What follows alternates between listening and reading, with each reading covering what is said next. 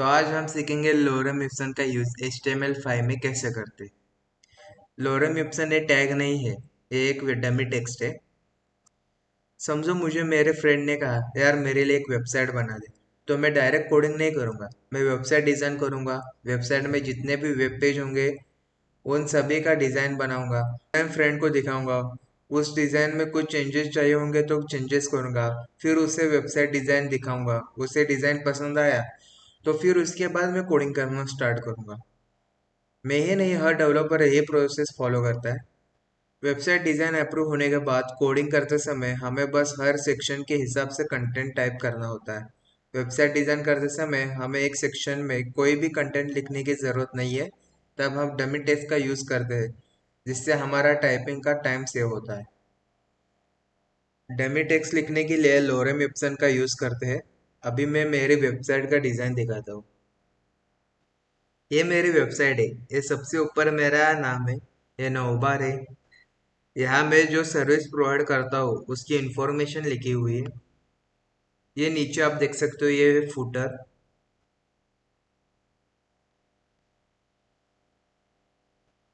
ये website development का page है। ये एसईओ का पेज है।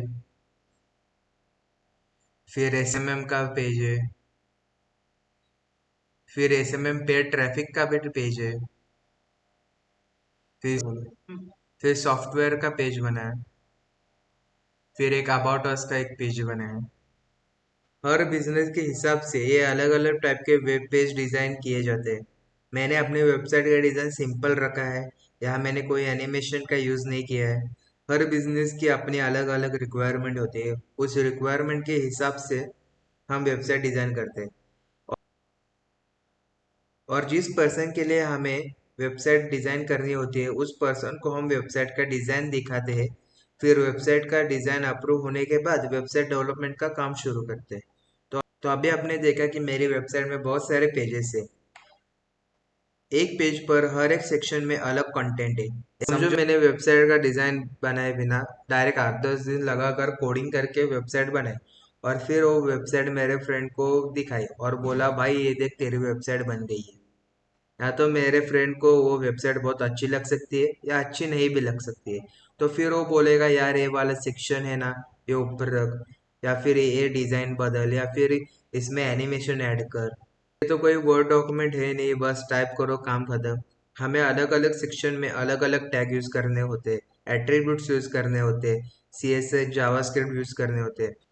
अगर उस सेक्शन में कोई प्रोडक्ट हम सेल कर रहे हैं तो पेमेंट गेटवे की प्रोसेस और बहुत कुछ चेंजेस रिक्वायर्ड होते हैं। तो आप समझ ही सकते हैं कि अगर मेरे फ्रेंड ने मुझे इतने सारे चेंजेस करने के लिए कहा तो मैंने 8-10 दिन तो कोडिंग किए, वो सारे बेकार गए। अब मुझे चेंजेस करने के लिए और कुछ दिन मेहनत करनी पड़ेगी। अच्छा, अगर मैं पहले ही मेरे फ्रेंड को वेबसाइट का डिजाइन दिखाता तो उसे वेबसाइट का डिजाइन देखकर पता चलता कि वेबसाइट ऐसी दिखेगी। वो डिजाइन देखकर तभी मुझे बताता कि ये सेक्शन ऊपर चाहिए, या मुझे यहाँ पर एनिमेशन चाहिए, या जो भी उसकी रिक्वायरमेंट है वो वेबसाइट का डिजाइन देखकर बताता। मेरा काम आसान होता, मुझे दोबारा इतनी मेहनत करने की जरूरत नहीं पड़ेगी। तो अभी आपको समझ आया होगा, हमें वेबसाइट डेवलपमेंट शुरू करने से पहले वेबसाइट डिजाइन बनाना ही है। और वेबसाइट बनाते समय हमें हर सेक्शन में रियल कंटेंट टाइप करने की जरूरत नहीं है। तब हम डमी टेक्स्ट का यूज करते हैं। डमी टेक्स्ट के लिए या तो गूगल में जाकर कहीं से टेक्स्ट कॉपी करना होगा और सेक्शन में कंटेंट पेस्ट करना होगा, या फिर हम ऐसे ही मीनिंगलेस टाइपिंग कर सकते हैं जो बिल्कुल भी अच्छी नहीं दिखेगी। इससे अच्छा हम डमी टेक्स्ट के लिए लोरम इप्सन का यूज करते हैं। इप्सन ये डमी टेक्स्ट होता है जिसमें मीनिंगलेस वर्ड होते हैं लेकिन वो इतने खराब नहीं दिखते। इमेट एब्रिवेशन का यूज करके हम लोरम इप्सन का अपने हिसाब से यूज कर सकते हैं।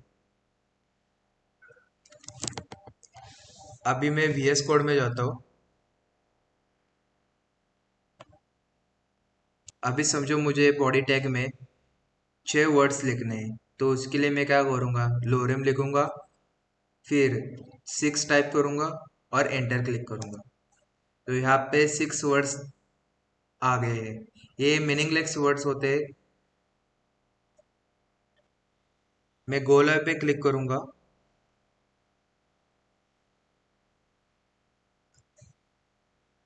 ये देखो मेरे वेब पेज पे मुझे 6 वर्ड्स दिख रहे हैं। मुझे 500 वर्ड्स लिख के चाहिए, तो मैं क्या करूँगा, सिंपल है, लोरेम लिखूंगा और जितने भी मुझे वर्ड्स चाहिए वो लिखूंगा। समझो अभी मुझे 500 वर्ड्स चाहिए और फिर एंटर क्लिक करूंगा। यहाँ 500 शब्द लिख कर आए, मगर वो एक लाइन में ही लिख कर आए, मुझे ऐसे स्क्रॉल करके सारे शब्द लिखने होंगे। मैं चाहता हूँ कि ये सब शब्द मुझे रैप करके मिले। इसके लिए मैं माउस पर राइट क्लिक करूंगा, कमांड पैलेट पे क्लिक करूंगा। यहाँ पे टॉगल वर्ड रैप लिखा हुआ दिख रहा है। यहाँ पे टॉगल वर्ड रैप करने के लिए कौन सी कीज का इस्तेमाल करना चाहिए ये लिखा हुआ है। Alt+Z, ये दो कीज का यूज करके हम वर्ड रैप कर सकते हैं। अभी मैं टॉगल वर्ड रैप लिखा है, इस पे क्लिक करूंगा।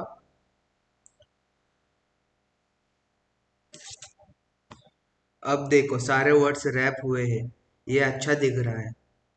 आपको सिंगल लाइन में लिखकर चाहिए तो आप Alt और Z, ये दो कीज यूज एक साथ करो, तो आपको ये सिंगल लाइन में वर्ड्स लिखे हुए मिल जाएंगे। अभी मैं ब्राउजर पे जाता हूँ, तो आप यहाँ पे देख सकते हो, यहाँ पे 500 वर्ड्स लिखे हुए आ रहे हैं। वेब पेज पे तो ये पैराग्राफ फॉर्मेट में हमको दिख रहा है, लेकिन आप VS कोड में जाओगे तो आपको ये एक लाइन में दिखेंगे, तो ये अच्छा तो नहीं दिखेगा, इसलिए मैं फिर से अल्ट और जी एक ही दबाऊंगा, तो ये सारे वर्ड्स मुझे रैप करके मिल गए। अभी मैं इन सारे वर्ड्स को कमेंट आउट करता हूँ।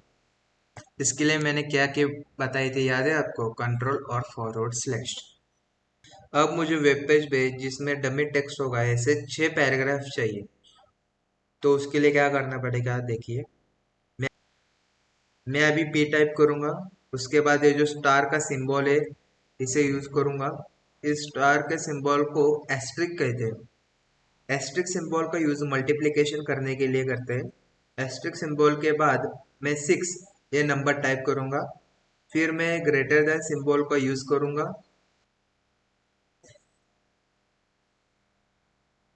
फिर लोअरम टाइप करूंगा और एंटर क्लिक करूंगा। आप यहाँ पे देख सकते हो, यहाँ पे 6 पैराग्राफ है जिसमें डमी टेक्स्ट यूज किया हुआ है। अब मैं ब्राउजर पे जाऊंगा, तो आप यहाँ पे देख सकते हो कि ये कैसा दिख रहा है। ये वर्ड्स एकदम मीनिंगलेस होते हैं, इसके बारे में आपको ज़्यादा सोचने की ज़रूरत नहीं है। इससे जैसे कि मैंने बताया था कि वेबसाइट डिज़ाइन करते समय हमें हर से एक सेक्शन में कोई भी कंटेंट लिखने की ज़रूरत नहीं है। ये डमी टेक्स्ट का आप यूज़ करेंगे तो आपका जो भी कंटेंट लिखने का टाइम है वो सेव हो जाएगा। तो मैं आशा करता हूँ कि आपको लोरेम इप्सन समझ में आया होगा। तो मिलते हैं नेक्स्ट वीडियो में।